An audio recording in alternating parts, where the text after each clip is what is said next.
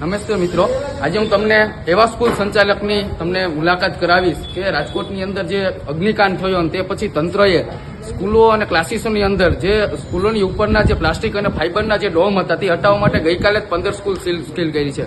પરંતુ અનેક સંચાલકોએ પોતે ઇમ્પેક્ટ ફી ભરેલી હોવાથી કોર્પોરેશનને કાગળિયા બતાવી દીધા. પણ રાજકોટની રૈયા રોડ ઉપર આવેલી અક્ષર સ્કૂલની અંદર અહીંયા અક્ષર સ્કૂલના સંચાલક વઘાસિયા સાહેબ છે, તેઓ લોકોએ આ સ્કૂલની ઉપર 25 લાખ જેટલો ખર્ચ કર્યો હતો અને એવો લોકોને ઉપર ટેમ્પરરી સ્ટ્રક્ચર હતું અને તેમની પાસે ફાયર એનઓસી માંડી અને તમામ નિયમો મુજબ કાગળિયા હતા. તેમ છતાંય એમને વિદ્યાર્થીઓની સુરક્ષાને ધ્યાનમાં રાખી અને 25 લાખનું જે ડોમ છે ત્યાં જે હટાવવાની કામગીરી કરી છે. મને ખ્યાલ પડતા જ હું સ્કૂલે રૂબરૂ આવ્યો અને આવા સંચાલકોને સમાજની વચ્ચે લઈ આવી અને વિદ્યાર્થીની સુરક્ષા માટે જે પોતે કોઈ પણ વસ્તુ નથી જોતા એમને સમાજ વચ્ચે લઈ આવી અને બિરદાવવા લાયક છે. ત્યારે હું વઘાસિયા સાહેબ સાથે તમને મળાવીશ. સાહેબ, તમે આ કેટલાનું સ્ટ્રક્ચર ઊભું કર્યું હતું અને શું કાગળી તમારી પાસે છે? અમે રોહિતભાઈ અંદાજિત 25 લાખ રૂપિયાનું અમે આ સ્ટ્રક્ચર ઊભું કર્યું હતું. આ સ્ટ્રક્ચરમાં કોઈ પણ વિદ્યાર્થીને ક્યારેય બેસાડવામાં આવતા નહીં.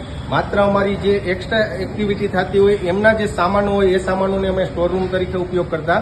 અમારી પાસે ફાયરની સંપૂર્ણ જે પ્રમાણે ગવર્મેન્ટના રૂલ્સ પ્રમાણે જે વ્યવસ્થા હોય એ પ્રમાણની ફાયર સિસ્ટમ લાગેલી છે. નવેમ્બર સુધીનું અમારી પાસે છે એ એનઓસી પણ છે. શાળાની અંદર કોઈ પણ પ્રકારનું અનઅધિકૃત બાંધકામ નથી. પરંતુ એક વિદ્યાર્થીઓ જ્યારે આ શાળામાં આવે છે ત્યારે અમારા ટ્રસ્ટી મંડળે નિર્ણય લીધો કે ભાઈ આપણે સપોર્ટ કરવો જોઈએ સરકારને.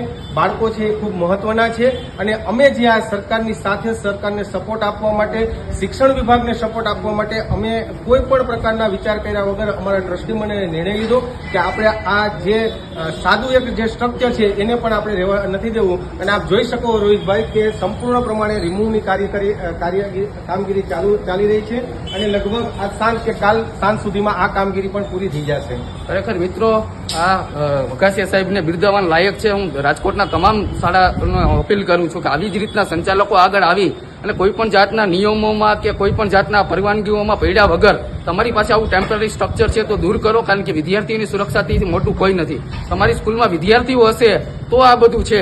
એટલે માટે હું ફરી તમામ સ્કૂલ સંચાલકોને વિનંતી કરું છું કે આ સંચાલકની જેમ તમે આગળ આવો અને સામેથી કોર્પોરેશન આવે, વહીવટી તંત્ર આવે, એમની રાહ જોયા વગર તમે પોતાની રીતના સ્ટ્રક્ચર દૂર કરવા હું વિનંતી કરું છું. રોહિતભાઈ, હું આપનો પણ એક આભાર માનું છું કે તમે જે પ્રકારે એક માનવતા માટે, અને હું પણ રોહિતભાઈની જેમ એક જે છે બધાને વિનંતી કરું છું, જે કોઈ વિભાગો હોય, કારણ કે જીવ છે ખૂબ અનમોલ છે અને એના માટે જે આપણે કદાચ 5 પૈસા ઓછા કમાય, આપણે લોભમાં ન જાય અને માનવ જીવનની છે એ પહેલામાં પહેલી આપણે દરકાર કરીએ અને બધા પણ આ ઝુંબેશની અંદર જોડાજો. જે કંઈ નિયમ પ્રમાણેના જે કંઈ વસ્તુની જરૂર હોય એ તમે સપોર્ટ કરજો અને તંત્ર પણ આપણી સાથે છે, એ પણ આપણે સહકાર આપવા માટે તૈયાર છે. રોહિતભાઈ અમારી સામેથી કે ભાઈ આ રીતે કોઈ કોઈને હેરાન કરવાનો, કનડગત કરવાનો કોઈ એમનો હેતો નથી. એ પ્રામાણિકપણે બધાને જાગૃત કરે છે અને બાળકો માટે, વિદ્યાર્થીઓ માટે અને રાજકોટ, ગુજરાત અને દેશ ખૂબ સુરક્ષિત બને એના માટે એ પણ એ પ્રયત્ન કરી રહ્યા છે. રોહિતભાઈ, હું શાળાના સંચાલક અને પ્રિન્સિપાલ એનડી વઘાસિયા આપનો પણ આભાર માનું છું. આપે સરસ અમારી આ કામગીરીને બિરદાવી છે એ બદલ. ઓકે.